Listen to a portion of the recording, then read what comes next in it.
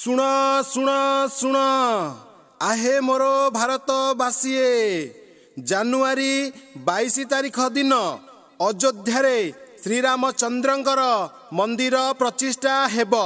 ତେଣୁ ସମସ୍ତଙ୍କର ଘର ଆଗରେ ଗୋବରରେ ଲିପି ପୂର୍ଣ୍ଣକୁମ୍ଭ ସ୍ଥାପି ଆମ୍ବ ତୋରଣ ଦେଇ କଦଳୀ ଗଛ ପୋତି ଫୁଲ ଓ ଦୀପରେ ସୁସଜ୍ଜିତ କରିବ ହେ ଭାରତବାସୀଏ।